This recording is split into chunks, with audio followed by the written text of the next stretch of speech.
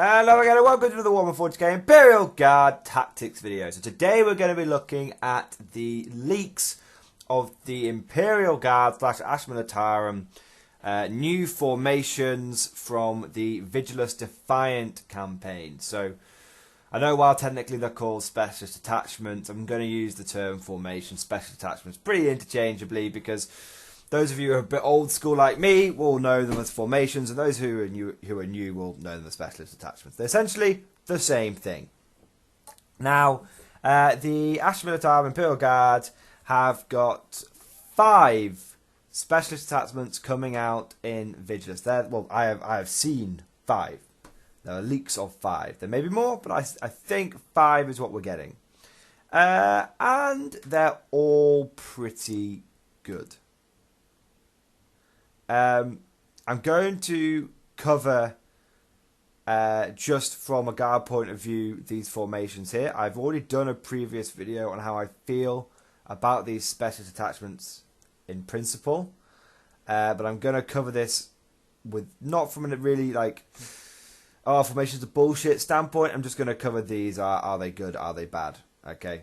And then at the end, I'll probably have a little bit of a comment on how I feel about formations. I've had a bigger look at some of them, a better understanding of some of them. Okay, so without further ado, let's just crack on with it. Now, I'm planning on doing this video in as high quality as I can do because the pictures I've got hold of are pretty poor quality, and if I make them any poorer quality by not doing this in HD, then people are going to really complain.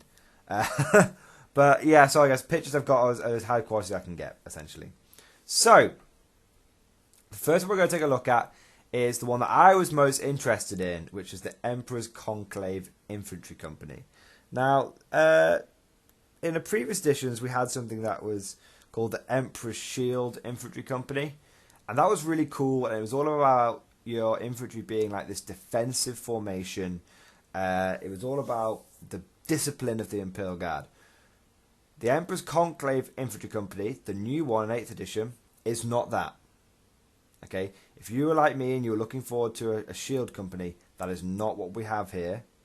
We have a Conclave company, and it plays very differently to how I was expecting. Does that mean it's good? Does that mean it's bad? Well, let's take a look. So,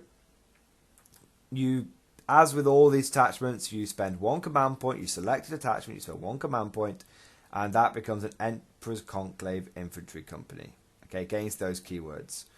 And this affects company commanders, platoon commanders, command squads, infantry squads, conscripts, minister on priests, crusaders, and crusaders. So it doesn't affect veterans, okay, interesting there. It affects conscripts and infantry. So straight away, this is sort of telling you mass infantry, okay, there's no quality here. Crusaders are good, but really there's no... mostly focused on conscripts and infantry squads. That's what I'm seeing here. Okay. Now, your specialist warlord trait is Fiery Denouncer, and that allows you to reroll hit rolls of 1 for your warlord and friendly Emperor's Conclave units within 6 inches of your warlord in the fight phase. So that's kind of cool. We have, I think, apart from Yarrick, this is like the only way to just get some kind of reroll aura. Oh, and you've got Harker as well. But Imperial Guard in general are quite short on reroll auras. So this is kind of good. This is definitely good. But you've got to remember, guys, this doesn't affect Bulgrins or Ogrins. Okay, so for some of you that are thinking, finally I can get my Ogrins to reroll 1s. Can't do that with this. Can't do that with this. This only affects company commanders, platoon commanders, command squads, infantry squads, conscripts, and minister on priests and crusaders. Okay? So just bear that in mind. Now, the relic you get is Litanies of the Holy... I don't know how to... I'm going to say Snod. Okay? Litanies of the Holy Snod. That's probably completely incorrectly pronounced, but whatever. If a friendly Emperor's Conclave unit within 6 inches of the bear takes a morale test, roll 2d6 and use the lowest result to determine the outcome of the morale test. In addition, if the bear is slain before removing the model from the battlefield, Pick another friendly Emperor's Conclave unit within 6 inches of the bearer. For the rest of the battle, that unit does not have to take morale tests and can add 1 to its attack characteristics. So that's really interesting. Okay, that's really interesting because how does it? Because you almost want this guy to die. You don't really care about roll 2d6 and pick the highest. You don't really care about that for the morale. Pick the lowest for morale.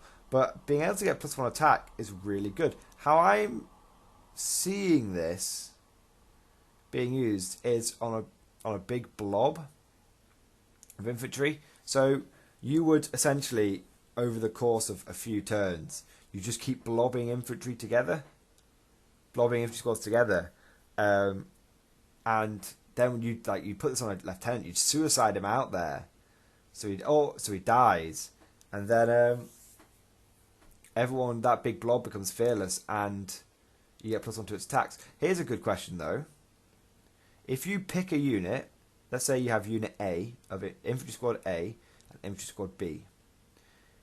If you get your platoon commander or whatever who's holding this relic killed, and he picks unit A as the one I want to receive the fearless and add 1 to its attack characteristic buff. If you then go, right, unit A is the buffed one, I'm going to consolidate squads. I'm going to consolidate squad B into squad A. Does that mean squad A has got bigger? And if that's the case, does that mean that the new merged squad, which we'll call squad C, the combined squad, has that gained the benefits of both? Has that 20-man squad gained the benefits, even though 10 men in that squad originally didn't receive it? Interesting point. So I've gone and just quickly decided to pause the video, and I've grabbed my codex, and I'm going to take a look at the combined squad stratagem now and see what the wording on that is, because I think that's really this is a very important point that can be made. Combined squads. Consolidate squads. Use this stratagem at the end of your movement phase. Choose an infantry squad from your army that is within 2 inches of another of your infantry squads from the same. You can merge these squads into a single unit, and they are treated as such for the rest of the battlefield. So you merge them into a single unit. Does that mean you have to keep track of which 10 men get the benefit? Do they completely lose it? Do they become a new unit? It's not clear. You can merge these squads into a single unit, and they are treated as such for the rest of the battle. It's interesting. It's very interesting. I think the safest way of doing this, though, safest way of taking advantage of it, would be to merge the squads originally, get your guy with the relic killed, and give them the buff. I think that's the safest way. It's harder, but I think that's the safest way. I think realistically you'll be able to get away with this with 20 men. I don't really, 2 squads and then take advantage of the buffs. I don't think you could do this. I think you'd struggle to move at the battlefield, merging 50 guys together. It's possible, but I think it's not worth it. I think it's worth it blobbing 2 guys together and charging them out. Anyway, or big unit of Crusaders. There you go. So the 2 stratagems you get, one is 2 command points called No Quarter Given. Use a stratagem at the start of the fight phase. Pick an Emperor's Conclave unit from your army until the end of that phase. When a model from this unit is slain, that model is not removed from the battlefield as normal, but can immediately pile in and fight, even if they have already been chosen to fight that phase. After the attacks have been resolved, it is then removed from the battlefield. So they become Wolfen. That's really powerful. It's not powerful on its own. It's powerful when you start adding these buffs together. Okay.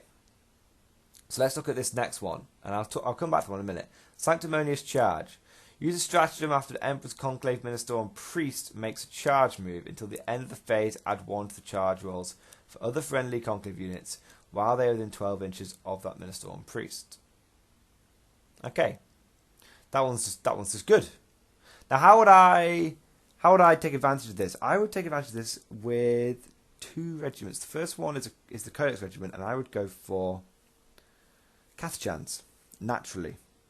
Okay, Cathchans are natural strength 4. which is already, there's already a Catachan close combat build out there, which is where you take lots of Catachan infantry squads, you add Strachan in there, who conga line, and you conga line your squads around him, or you blob them around him, so they all get +1 attack from Strachan. So you've got 2 attacks per guy, and then you add a priest or 2 around them, and you now get 3 attacks per guy. Well, imagine doing that, and then having your warlord, which is allowing you to have 3 attacks per guy, rerolling 1s, fiery denouncer. Then imagine that you get someone killed. You get your relic bearer killed, who's got the litanies of holy whatever, and suddenly you merge 20 men together. You're getting an extra attack on those 20 men again, so now you're up to 4 attacks per guardsman, rerolling 1s.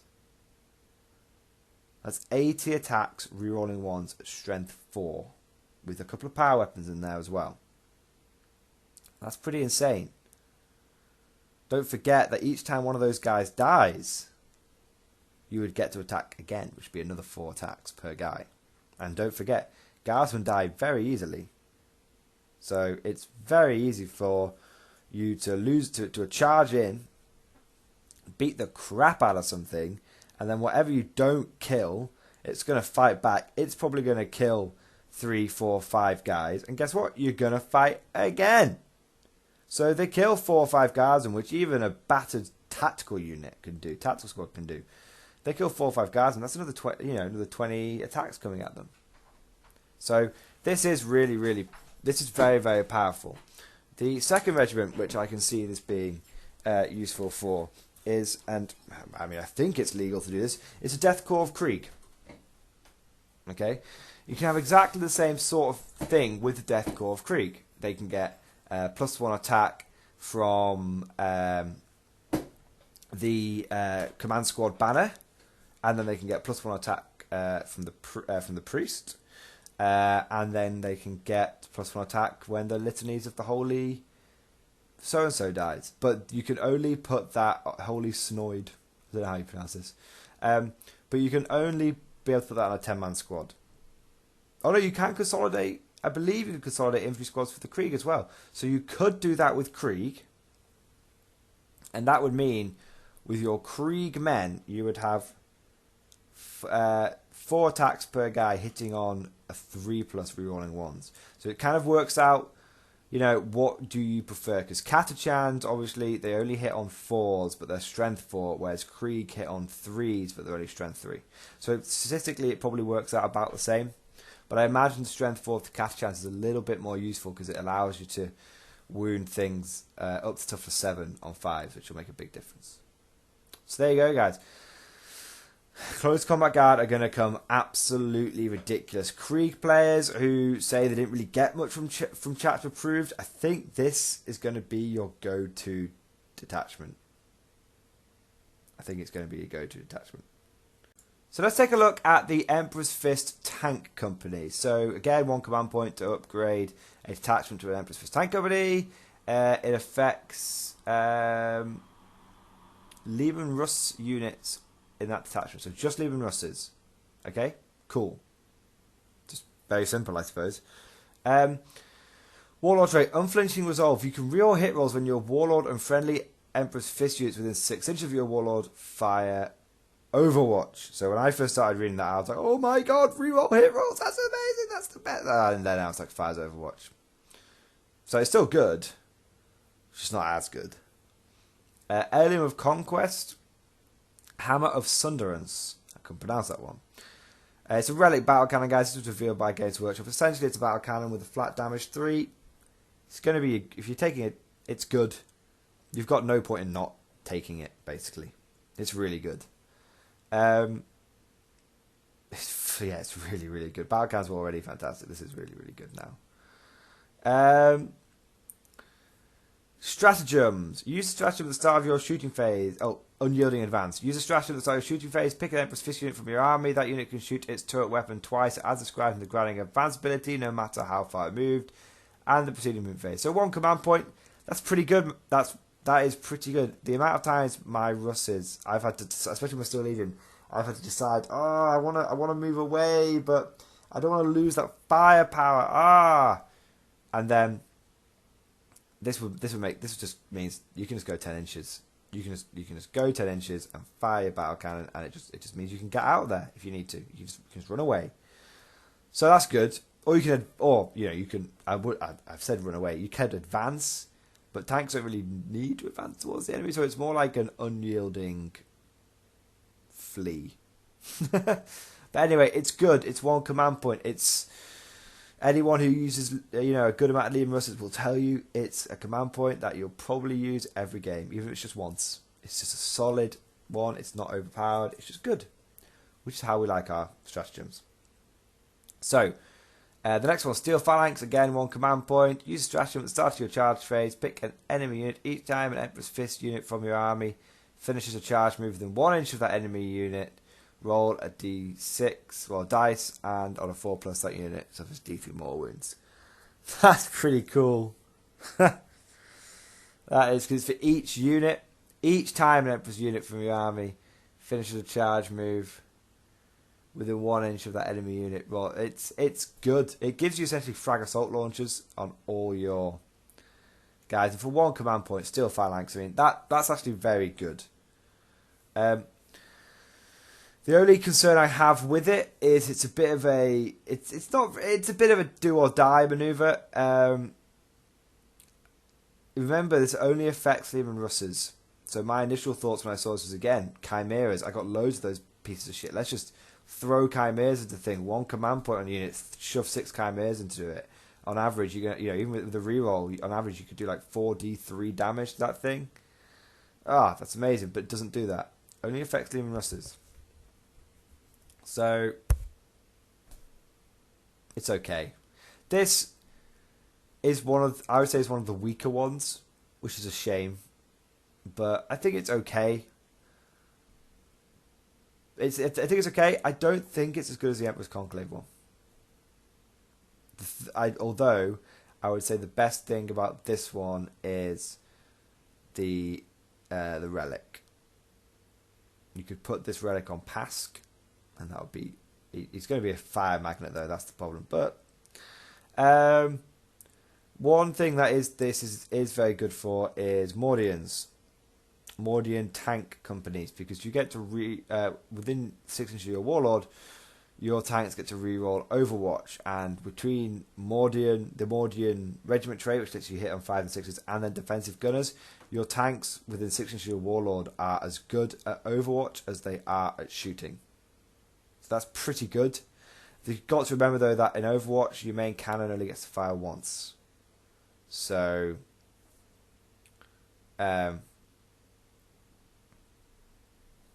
it's not as good as this, as the shooting phase, but it's still good, and it still means that if someone wants to charge you, one of your Punisher tanks, it's going to try and tie it down. It's going to end very badly for them. But there you go. So that's the Emperor's Tank Company. Let's take a look at one of the other formations. Let's take a look at the Emperor's Blade Assault Company. So this one I'm quite excited for. So again, it's one command point, Emperor's Assault Company, choose attachment, and it affects company commanders, platoon commanders, command squads, special weapon squads, veteran squads, infantry squads, chimeras, and Tauroxes. Not Taurox primes, just be aware of that. The warlord trait you get is Mechanized Commander. Officer from your army with the voice of command ability only. Your warlord can issue orders whilst embarked in a chimera or Emperor's Blade chimera or Emperor's Blade Taurox. Measure range from any point in the vehicle and is treated as being within 3 inches of a Vox Caster when doing these orders. So these orders can only be issued to other Emperor's Blade units. That's pretty good. I like the fact that it counts as being near a Vox. I think that makes having a chimera with an officer in it. I think this is the first time where I think Voxcasters are really good, because you basically get a free Voxcaster, which I always said if Voxcasters were cheaper. Well, free is pretty cheap. It's good. If you put this on then like 4, 5 other squads. You've got to remember that because you've basically got a free Voxcaster. Each one of those Voxcasters is like a point cheaper. It's like getting 4-point Voxcasters, which is kind of good. You put this on 4 units, and then you think about it. You can like, this is quite good for lone wolf squads when you think about it, because you could have 2 lone wolf squads on a flank, and your officer can just stay in the Chimera, and your infantry can get out and push forward, and your Chimera can stay still, and within 18 inches, and you can still order your guys around. So it's good. It is good. I like that. Is it super powerful? No. Is it good? Is it usable? Yes. Heirloom of Conquest. This is the relic. The Shield of Mortwald. The bearer has a 3+ invulnerable save which cannot be re-rolled for any reason. The first time the invulnerable save has failed, the Shield of Mortwald ceases to function for the rest of the battle. It's okay, but I think I'd rather have the Death Mask of Olinus Pius, because that gives you a 4+ invuln, and you can re-roll, and you can heal some wounds, and you can re-roll it. I think this would have been good if it was just a 3+ invuln. The stupid fact that you can't re-roll it is bullshit, and the fact that it ceases to function when it fails is also bullshit. I know why they've done it though, because they don't want people. Oh no, I don't know why they've done it, because I'm guessing this relic can only be taken on a company commander or platoon commander. I was going to say I thought they'd done it to stop people from abusing Ogre and bodyguards, making Ogre bodyguards like a 3 invuln save, but I don't think they can do it because I feel like this relic has to be used on an Emperor's Blade unit. In which case, I don't get it. A company commander with a 3+ invuln save isn't that tough to kill. It's still very easy to kill. It's bullshit that Space Marines get Storm Shields for 2 points essentially free, and it's not like their shields fail after one go. What's that about? Crazy. Anyway, so I think that relic is poor, unfortunately. Willing for people to change my mind though, but I think the fact you can't re-roll it and it fail, and if you fail it, it's fucked. It's like on Dark Elder, every one of their characters gets a 2+ invuln save, and then if it fails, it doesn't come back. And that's good because it's balanced. This is shit because it's only a 3+, and it's on a weaker character. 2 stratagems. First one, mechanized fire support. Use a stratagem in the enemy charge phase. After an Emperor's Blade infantry unit from your army is chosen as target of an enemy unit's charge. Pick an Emperor's Blade Chimera, Emperor's Blade Taurox from your army within 6 inches of the unit being charged. This vehicle can be picked to fire Overwatch at the charging unit, even if it's not target of charge. When doing so, will hit the enemy on a 4+, regardless of modifiers. So that's okay, but again, it's a Chimera or a Taurox. So Taurox it's like 4 cannon shots and then at most a Hunter Killer and a Stormbolter. That's the most shots you could get from it. That's not going to stop a charge. Okay. And a Chimera, you could get 2 heavy bolters and a heavy stubber and a Hunter Killer. And you could have the Lasguns as well, because the Lasgun arrays are part of the Chimera. They're not part. So I think that's okay. It's like a 3 rounder shooting. It's 1 command point. It's 1 command point. It's fine. It gives you an alternative. It essentially gives you an alternative to defensive gunners. So you can have defensive gunners, which would give you a +1. And then this, which lets you do a 4+. It's almost like having 2 defensive gunners. Kind of, but it's a bit more situational. Rapid redeploy. This one is awesome. This one make the rest of the of the special attachment is a bit poo. This one makes up for it. Rapid redeployment, 1 command point. Use a stratagem at the end of your movement phase. A Emperor's Blade unit embarked with an Emperor's Blade Chimera or Emperor's Blade Taurox can disembark. That unit cannot move any further in this phase, but can otherwise act normally for the rest of the turn. That unit counts as having moved for any rules purposes, such as shooting heavy weapons. That's great. That is great, because you can take like a torch, it's got like a 14-inch move, and then you can advance it. So it's like 17 inches. Then you can get out, which is within 3 inches. So that's a 20, on average, 20 to 21-inch move on an infantry squad. And then, guess what? Move. decide to move. And then, with an officer. And then you can go another 6 plus D6. So another 7. Or 8. So you're looking at like 28-inch average move. Average. At maximum, you're looking at a 35-inch move. Because you got 40 for the Torok, 6 for its advance. Get out 3, 23. Move, 6 plus D6, that's 12. 35-inch potential range to jump on an objective. You use that last turn of the game with a squad. That could win you the game. That could snatch an objective from the enemy. That could win you the game. That is a sneakily powerful stratagem. And it goes well with the Mechanized Commander and his extended order range. So, be aware of that. And the fact that you can do it from a Taurox. Be aware of that. Emperor's... Next one, Emperor's Wrath Artillery Company. This, you choose Detachment, 1 command point. It affects company commanders, Massive Ordnance, Basilisks, Hydras, and Wyverns. Not Manticores. Don't know why. The Warlord trait, Lord of Ordnance. Each time you roll a wound, roll of 6+ for an attack made by friendly Emperor's Wrath units while they are within 6 inches of your Warlord in the shooting phase. The armor penetration characteristic of that attack is improved by 1. AP 0 becomes AP -1, AP -1 becomes AP -2. That's pretty good. Storm of Fire, basically.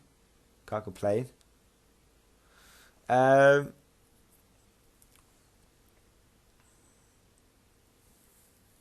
-4 Basilisk is good. The Heirloom of Conquest, Agrippa class orbital tracker. In your shooting phase, pick an Emperor's Wrath unit from your army within 6 inches of the bearer. Until the end of that phase, enemy units do not receive the benefits of cover when targeted by a shooting phase. Pick an enemy unit from your army within 6 inches of the bearer. So you've got to get close. You've got to get close. But if you do get close, you can remove cover from a unit. And then everything else shooting at it can ignore cover on it. It's okay. It's okay. I think the problem is you have to get close. Not sure how you could really take advantage of it. But there you go. I guess if the enemy's coming at you, if they're coming at you, it can help. I think the stratagems, though, in this formation are really good. Suppressive Fire, 1 command point. Use a stratagem at the start of your shooting phase. Pick an Emperor's Wrath vehicle from your enemy unit. Pick an Emperor's Wrath vehicle unit from your army. That unit cannot shoot this phase. Instead, it lays down Suppressive Fire. Pick an enemy infantry unit within range of at least 1 of its weapons. At the start of your turn, that enemy unit cannot fire Overwatch, and its move characteristic is halved. Oh, that's so good. That is so good. That Emperor's Wrath Artillery Company, combined with the Emperor's Conclave Assault Company, you just get rid of that Overwatch. You just charge in your guardsmen with like 3 to 4 attacks each, and you are just going to tear them to pieces. It's nasty. And the half the move characteristic alone. Sometimes your opponent absolutely positively has to get an objective, and if you just go, nope, I have a move characteristic, tough shit. That's fantastic. That is really, really trolley. It's really good. Use a strategy. The next one, 2 command points. Pounding Barrage. Use a strategy at the start of your shooting phase. Pick an Emperor's Wrath vehicle unit from your army. Pick 1 of that unit's ranged weapons. That unit can shoot twice with that weapon this phase. Basilisk. Combine this with the Basilisk. It means your Basilisk gets to fire. Your Basilisk, as standards, rolls 2d6 and picks the highest number of shots. Now you get to roll 2d6, pick the highest, and then 2d6, pick the highest again. You get to shoot twice. It doesn't say you have to shoot it at the same target either. You could blast one unit, blast another unit if you wanted to. You just get to shoot twice. So just be aware of that. That's really good. Naturally goes well with Basilisks. Or if you're running this thing, you're going to have 4 or 5 Basilisks anyway. you're always going to have something you can use pounding barrage on. That's really good. Don't forget the Hydra with its autocannons. That's that gets fired twice. I don't know if the Hydra counts as having 2 Hydra autocannons though. We should check that. Just grab me book now and let's take a look. I don't think that wouldn't be quite as good on Hydra if it counts as having 2 Hydra autocannons.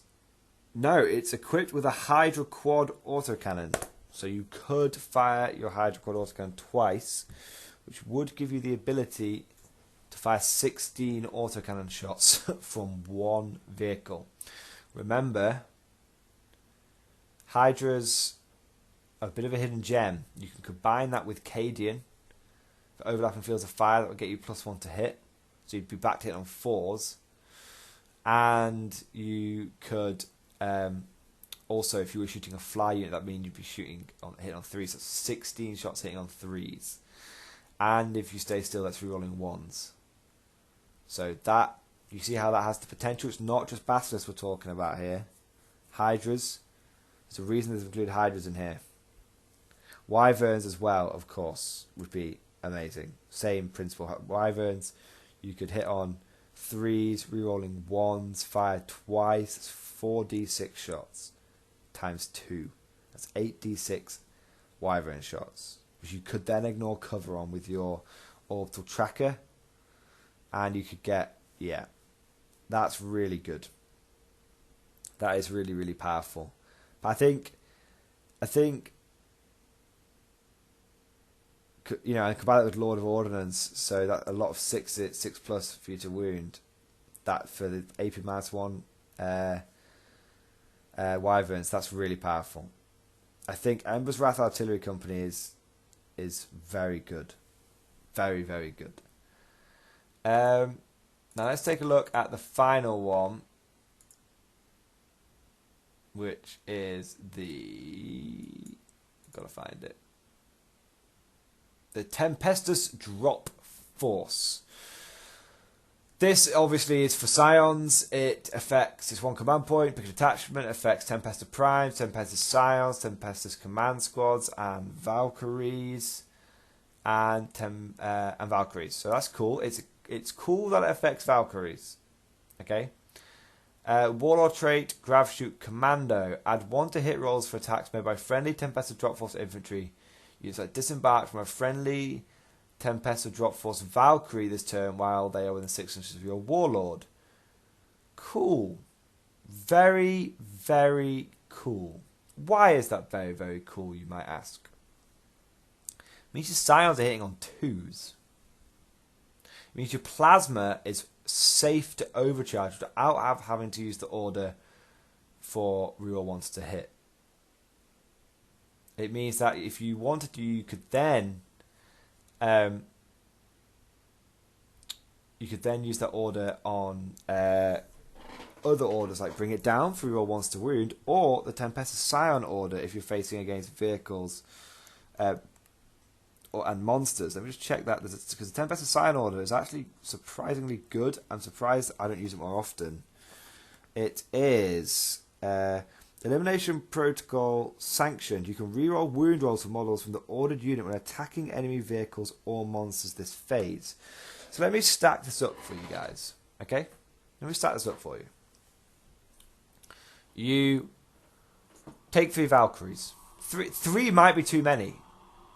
2 would probably do it. 2 Valkyries could probably do it.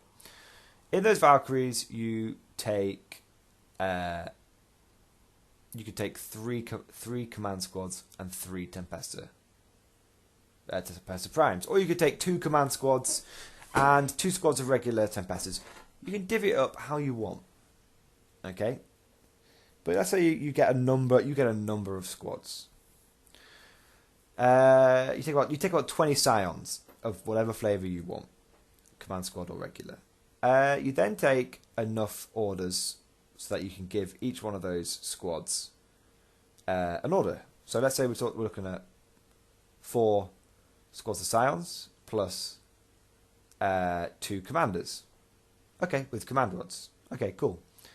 Then you can throw Yarrick in there. Yarrick has gone down in points. He's 100 points now. Gives everyone rerolls of 1 to hit. You fly forward. You then turn 1. Turn 2, get into position. You've got a 40-inch move. Turn 2, you drop down to hover mode.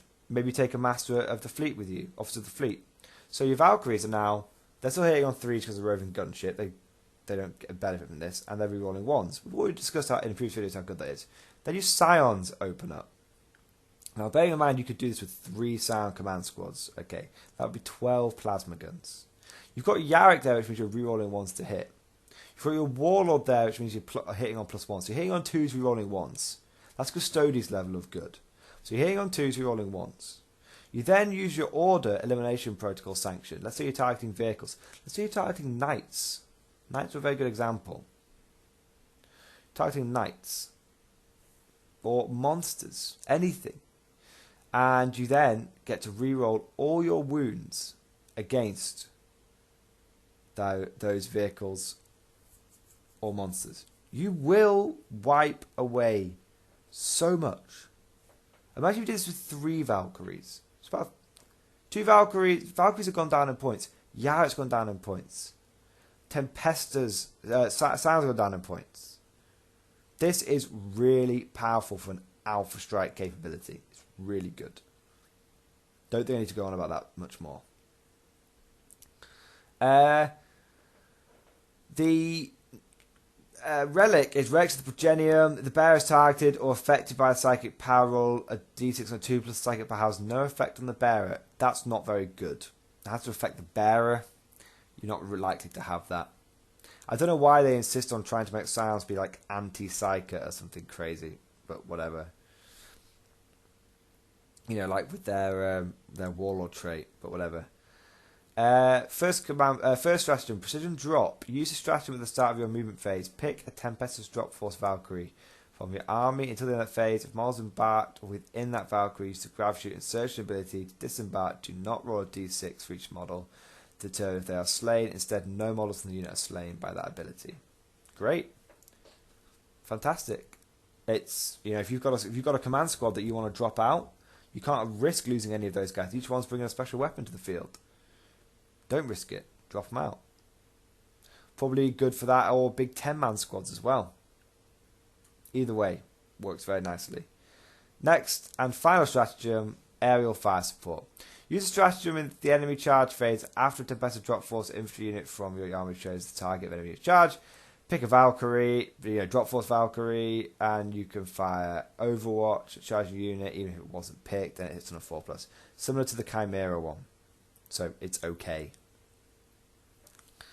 I mean, it's good. It's better on a Valkyrie than it is on a Chimera, because a Valkyrie gets 2 heavy bolters, a multi-laser, and 2 rocket pods. Oh yeah. So, gonna wrap this video up here. Which ones do I think are the most powerful? I think the Emperor's Conclave one has the ability to be abused massively. I think it's very powerful because it can affect the most units. Because you can conga and infantry squads and stuff. I think it's going to be very, very powerful. The Emperor's Conclave with Katachan. I think you're going to see that a lot. Okay. I think the Emperor's Wrath artillery is probably the next most common one. The next most one of the best ones. I think you'll find. I think what you'll see at tournaments is people running like 3 detachments. And you're going to have 2 Emperor's Conclave battalions. And then you're going to have a Emperor's Wrath artillery spearhead. That's what I would suspect you see. Because it still gives you 10 command points. That's what I would suspect you see. With some command point farming as well. I think that's definitely what you would see. Because then you have enough command points to do what you need to do. And your infantry is still going to be very powerful. So yeah, I think that's what you'd see. I personally think that the Emperor's Fist is the weakest. Sadly, I feel like the stratagems are weak. I feel like the warlord trait is okay. I feel like the thing going for it is the relic. Don't know if... I think if you're taking a spearhead, there's probably no harm in taking the Emperor's Fist. Wouldn't build my army around it though.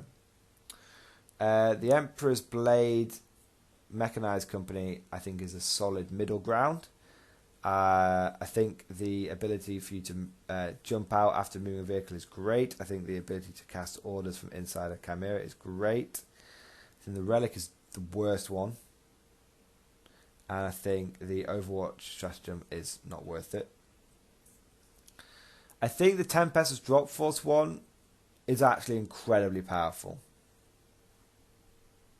It's really, really powerful.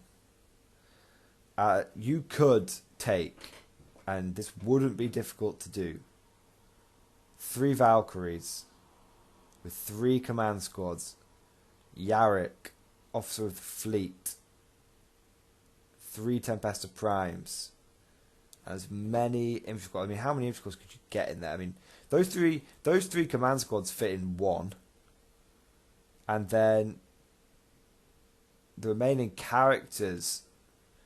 I mean, you wouldn't need, your remaining characters. You could deep strike in the Tempestus, the Tempesta heroes, so they wouldn't actually need to take up a transport slot. But you could at least get, you could get 4 Tempestus Scion squads as well. So you're looking at 4 Scion squads, 3 command squads, and 3 Valkyries, and Yarick, and Officer Fleet, and 3 leaders. I mean, I don't know what the new points are now, but that's going to be about 1,000 points. Maybe it's like 130 for each Valkyrie. So that's like 400 points taken up, and then Yarick's another, so that's 500 points. So I think it would cost you about, and then the heroes about 45 each. That's another 150 roughly. So that's 650. I think it's going to cost you about 1,000 points, but I think the ability to delete things there is insanity. It's absolute insanity. You could get out, delete one thing, keep flying, get out next time, delete another thing. I think it's incredibly powerful. It just has to be used right. I think the Relic is the weakest part of it, though. That's what I would say. I think the Relic is the weakest part of it. That's it, guys. What do I think about the stratagems overall? I think they're very powerful. No, I think some of them are very powerful, and some of them are much weaker than others. And I want to say one final comment. Then I said I would make a comment. What did I think about these special attachments in comparison in general? Am I going to be a Guard fanboy and be like, oh, these attachments are fine, but the other formations, they're bullshit? No, I'm not going to be like that. I'm going to be very fair and say, in these 5 attachments, we've seen a massive difference in power level, in level of power. The Tempestus Drop Force is obviously good. The Emperor's Conclave and Emperor's Wrath are obviously good. The Emperor's Fist is obviously not very good. The Emperor's Blade is very middle of the ground. So in just one faction, we've seen a variety of the formations not balanced. Formations aren't balanced. So how do you think this is going to stack up against other formations? If Games Workshop can't balance 5 formations internally against each other, then I am very concerned that they're not going to be able to balance the other formations. This is my biggest gripe with these special attachments, is it adds another layer of complication and another layer of balance that Games Workshop's got to try and achieve. I mean, they're already struggling with balance on just codexes. Now having to balance an additional 30 formations or something crazy. It just does not bode well, guys. It does not bode well. Am I happy these have been released? Yeah, they're cool. Would I have been upset if they hadn't been released? If Games Workshop gone, no, we're not doing formations? Not really. Again, some of these are very powerful, and they combo very hard. And I think there are going to be some balance issues from these formations. I think we're going to see some balance issues. Hope you guys have enjoyed this video. I'm probably going to do another video on the Black Templar formation and the Genestealer Cult formations. But I hope you guys enjoyed this video. What do you guys think of the formations? Am I overreacting? Have I got it all wrong? You know, is the Emperor's Fist actually the best one and I've massively missed something? I mean, the pictures I'm reading off are a little blurry. Maybe I misread something. You know, let me know. So, I hope you guys enjoyed this video. Please leave lots of feedback and I'll see you guys next time.